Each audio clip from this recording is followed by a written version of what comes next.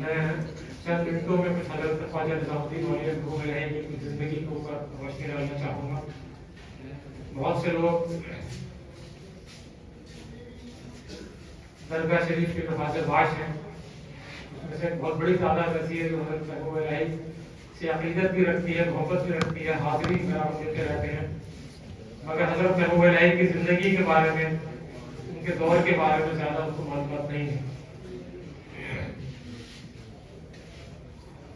حضرت نظام الدین اولیاء محبوب الہی کی ولادت آپ سب جانتے ہیں ہندوستان میں ہی ہوئی، سن 636 ہجری میں 1238 عیسوی بدایوں شہر میں حضرت محبوب الہی پیدا ہوئے، اور آپ کے دادا سید علی بخاری یہ بخارا کے رہنے والے تھے، جو ہجرت کر کے جس وقت منگولوں نے بہت خطرناک حملہ کیا سینٹرل ایشیا پہ، تو بہت سے خاندان ہندوستان ہجرت کر گئے تھے، جس میں حضرت محبوب الہی کا بھی خاندان تھا۔ آپ کے دادا سید علی بخاری اور ان کے بھائی سید موسیٰ بخاری اپنے خاندان کے ساتھ یہاں لاہور آ گئے تھے، پر لاہور میں کچھ وقت گزار کے بدایوں شریف آ گئے، بدایوں میں پھر مستقل قیام کیا۔ بدایوں میں ہی حضرت محبوب الہی کے والد سید احمد بخاری پیدا ہوئے، اور بدایوں کی سرزمین پر حضرت محبوب الہی کی ولادت ہوئی۔ بچپن آپ کا بدایوں میں ہی گزرا، 16 سال کی عمر تک بدایوں میں رہے، تقریباً 5 یا 6 سال کے رہے ہوں گے تو آپ کے والد کا سایہ آپ کے سر پہ سوٹ گیا، حضرت سید احمد بخاری کا وصال ہو گیا۔ آپ کی والدہ نے آپ کی پرورش کی، اور بہت ہی مشکل حالات کے اندر آپ کی پرورش کی۔ محبوب الہی کو بہت کم ایسا ہوتا تھا کہ 2 وقت کا کھانا جب وہ چھوٹے تھے بدایوں میں مل پاتا ہو، اور اکثر ان کی والدہ ماجدہ ان سے کہا کرتی تھی کہ نظام الدین آج ہم اللہ کے مہمان ہیں، تو حضرت نظام الدین اولیاء سمجھ جایا کرتے تھے کہ آج گھر میں کھانے کے لیے کچھ نہیں ہے، تو بہت خوش ہوا کرتے تھے اس بات سے۔ تو اس طرح بچپن گزرا محبوب الہی کا۔ پوری تعلیمات جو اپنی دینی تعلیم تھی وہ اپنی بدایوں میں مکمل کی، اور 16 سال کی عمر میں پھر دہلی آئے اپنی والدہ اور اپنی بہن کے ساتھ۔ دہلی میں کچھ دن الگ الگ جگہوں کے اوپر آپ کا قیام رہا، پھر فائنل جو آپ نے اپنی جگہ چنی وہ یہ غیاث پور کی سرزمین، جس کو آج آپ بستی حضرت نظام الدین کے نام سے جانتے ہیں، اس کا اصل نام غیاث پور ہے۔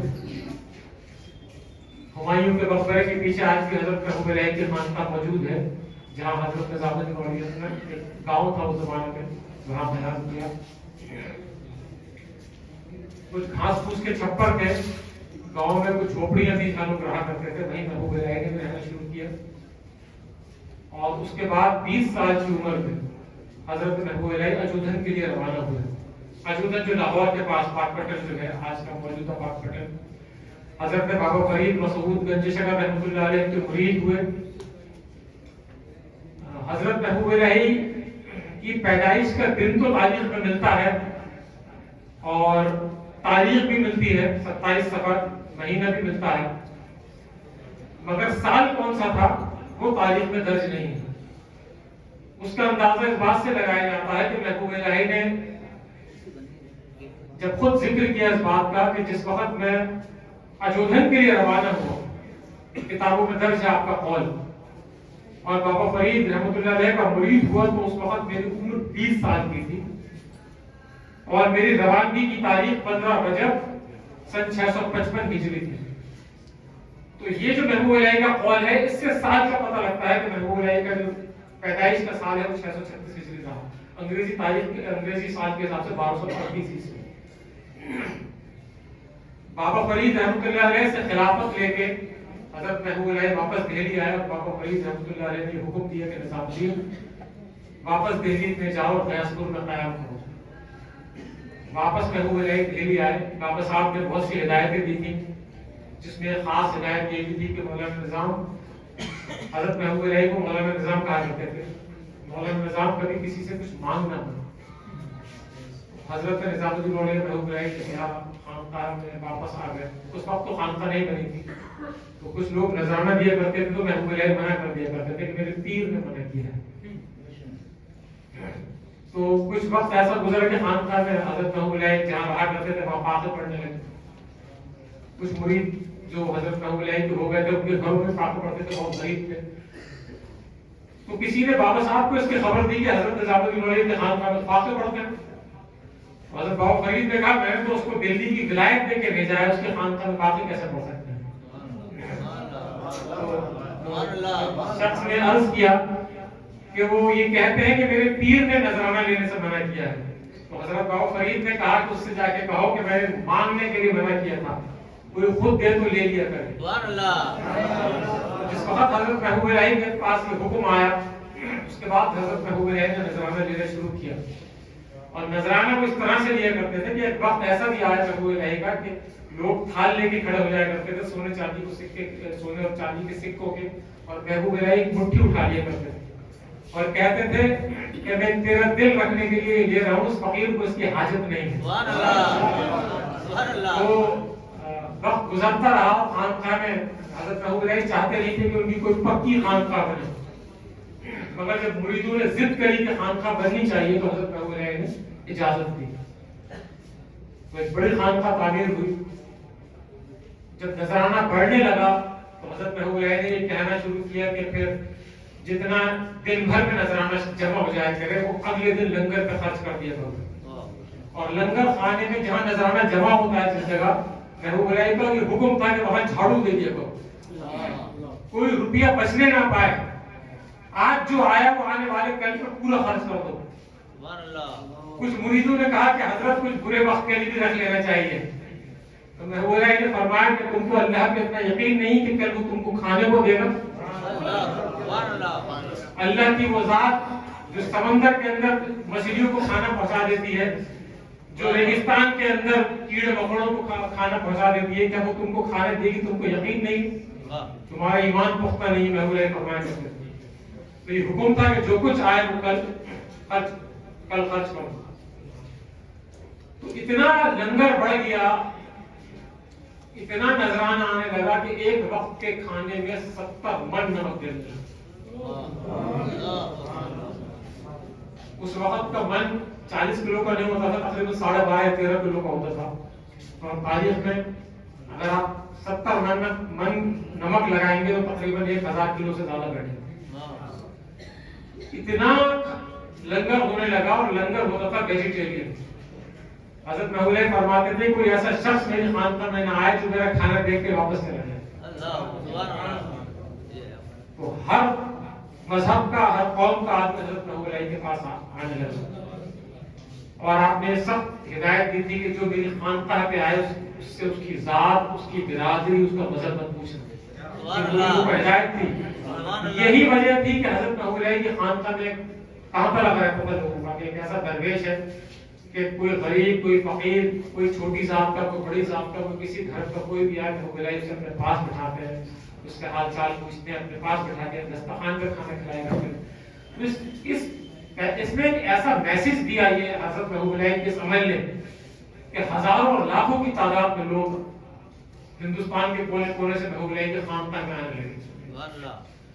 اور ایک وہ بھی وقت آیا کہ غیاث الدین تغلق جیسا بادشاہ, اس نے یہ اعلان کر دیا کہ حضرت نظام الدین اولیا سے کہو کہ اپنی خانقاہ کہیں اور بنا لے, کیونکہ دہلی میں ان کی وجہ سے ٹریفک کی پرابلم ہو گئی. یہ اس نے بہانہ بنایا. اور یہ بات سچ تھی کہ دہلی کے جو کچے راستے تھے اس پہ بیل گاڑیوں کی اور گھوڑا گاڑیوں کی لائنیں لگ جاتی تھی. دہلی کے باہر سے لوگ اتنے آتے تھے محبوب علیہ سے ملنے کے لیے. تاریخ اگر آپ پڑھیں تو جگہ جگہ لوگوں نے کنویں کھلوا دیے تھے, جگہ جگہ مسجدیں بنوا دی تھی راستوں میں سے, جب راستوں میں سے گزر ہوتا تھا لوگوں کا جن گھروں میں سے کہ محبوب علیہ کے پاس جو لوگ ملنے آ رہے ہیں, سبیلیں لگوا دی تھی. اور محبوب علیہ سے جب کوئی ملتا تھا ان کا حلقہ مریدی میں شامل ہوتا تھا.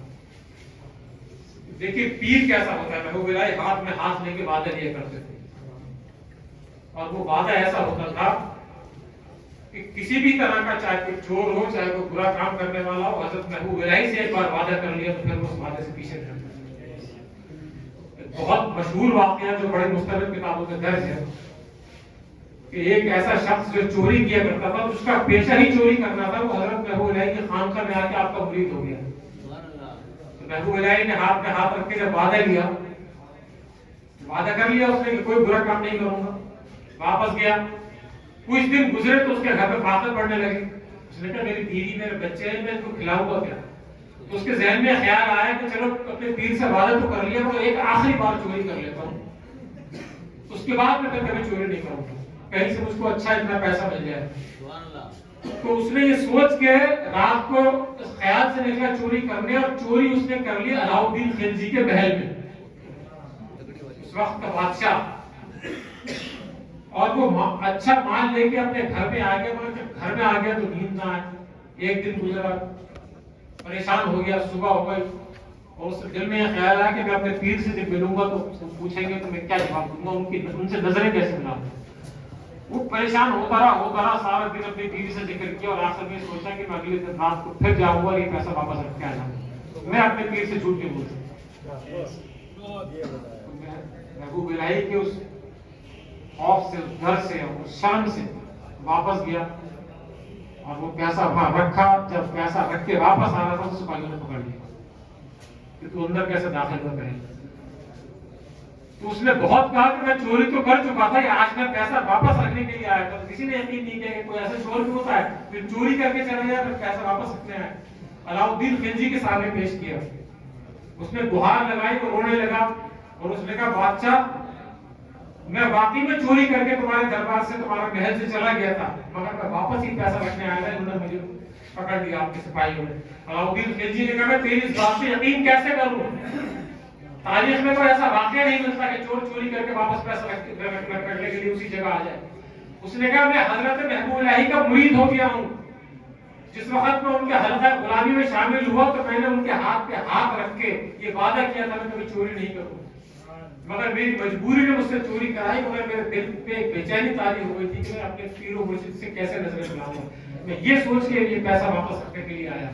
علاؤالدین خلجی نے اس کی بات سنی اور اس نے کہا کہ یہ صحیح کہہ رہا ہے، میں جانتا ہوں محبوب الہی جب کسی کے ہاتھ پہ ہاتھ رکھ کے کوئی وعدہ لے لیتے ہیں تو پھر وہ شخص اپنے وعدے سے کر نہیں سکتا۔ علاؤالدین خلجی نے اس کو انعام دیا، کچھ پیسہ دیا، اور اس کو وہاں سے روانہ کر دیا۔ تو یہ نگاہ تھی حضرت محبوب الہی کی، پیر کی نگاہ اپنے مرید کے اوپر کیسی ہوتی ہے۔ اور آپ دیکھیں کہ حضرت محبوب الہی کے مرید بھی تھے تو کیسے تھے، حضرت امیر خسرو بن گیا کوئی حضرت نصیر الدین روشن چراغ دہلوی بن گئے، تو ایک سے ایک حضرت محبوب الہی کے خلفاء، کوئی فخر الدین زرادی بن گیا، تو کوئی ضیاء الدین برنی ہو گئے جنہوں نے تاریخ کی ایک ایسی کتاب لکھ ڈالی جو آج بھی تاریخ میں اسکول میں پڑھائی جاتی ہے۔ تو حضرت محبوب الہی رحمۃ اللہ علیہ کا جو تعلیم تھی اپنے مریدوں کے لیے بہت سخت ڈسپلن کا خانقاہ ہے، جو خانقاہ میں آئے، اور اگر آپ تاریخ کی روز شاہی پڑھیں جو آج بھی NCERT کے کورس میں 9th اور 10th کلاس میں پڑھائی جاتی ہے، اس تک میں لکھا ہے، ضیاء الدین برنی لکھتے ہیں کہ حضرت نظام الدین اولیاء کی جو تعلیم تھی اور جو میسج تھا اس کا اثر دلی کے لوگوں پہ ایسا پڑ گیا تھا کہ دلی کے لوگوں نے شراب پینا چھوڑ دیا تھا اور جھوٹ بولنا کم کر دیا تھا۔ یہ تاریخ کی کتاب میں لکھا ہے محبوب الہی کا، جو آپ کی درسگاہ اور خانقاہ نے جو کارنامہ کر کے دکھایا آج سے 750 سال پہلے۔ تو خیر واقعہ تو بے شمار محبوب الہی کے، اور بہت سے بادشاہ ایسے گزرے جو محبوب الہی سے بہت عقیدت رکھتے تھے، جس میں علاؤالدین خلجی کا نام سر فہرست آتا ہے، اور بہت سے ایسے بادشاہ گزرے جو محبوب الہی سے بغض اور حسد رکھتے تھے، جس میں قطب الدین مبارک خلجی اور غیاث الدین تغلق جیسا بادشاہ جو حضرت محبوب الہی کے لنگر سے جلتے تھے، ان کی خانقاہ میں اتنی بڑی تعداد میں لوگ آتے تھے، ان سے جلتے تھے، ان کے مریدوں کی تعداد سے جلا کرتے تھے۔ جس وقت غیاث الدین تغلق نے بنگال پر حملہ کیا اور وہاں سے واپس لوٹا تو اس نے فائنل وارننگ محبوب الہی کے لیے جاری کری اور کہا کہ میرے دہلی پہنچنے سے پہلے نظام الدین سے کہنا کہ دہلی چھوڑ دیں ورنہ بہت برا سلوک کروں گا اور بہت سخت سزا سناؤں گا۔ خانقاہ کے لوگ پریشان ہو گئے، محبوب الہی سے عرض کیا کہ آپ دہلی چھوڑ دیجیے، بادشاہ دہلی کی طرف آنا ہے۔ حضرت محبوب الہی نے فرمایا ہنوز دلی دور، ابھی دلی دور ہے۔ بادشاہ قریب آتا گیا، محبوب الہی فرماتے رہے ہنوز دلی دورست۔ دہلی کے کونے کونے میں یہ بات مشہور ہو گئی کہ محبوب الہی ہر بات پہ یہ کہہ دیا کرتے ہیں، جبکہ ان سے کہا جاتا ہے کہ ہنوز دلی دورست۔ جب تغلق آباد کے پاس وہ بادشاہ آ گیا اور اس کے لیے ایک عالیشان محل تعمیر کیا گیا کہ رات کو یہاں گزارے گا یہاں رات، اور اگلے دن صبح دہلی میں داخل ہوگا. پورے دہلی کو دلہن کی طرح سجا دیا گیا کہ بدگان فتح کر کے غیاث الدین تغلق آ رہا ہے. پھر خانقاہ میں محبوب الہی کی مرید جاز کا حضرت اب تو صبح وہ دہلی میں داخل ہو جائے گا، اب تو آپ دہلی چھوڑ دیجیے.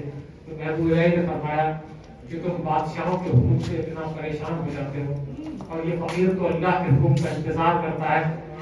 کیا تمہیں میرے چہرے کے اوپر کوئی بل نظر آ رہا ہے؟ تو آپ کے مریدوں نے کہا کہ آپ تو مسکرا رہے ہیں. تو محبوب الہی نے فرمایا ہنوز دلی دورست، ابھی دلی دور ہے.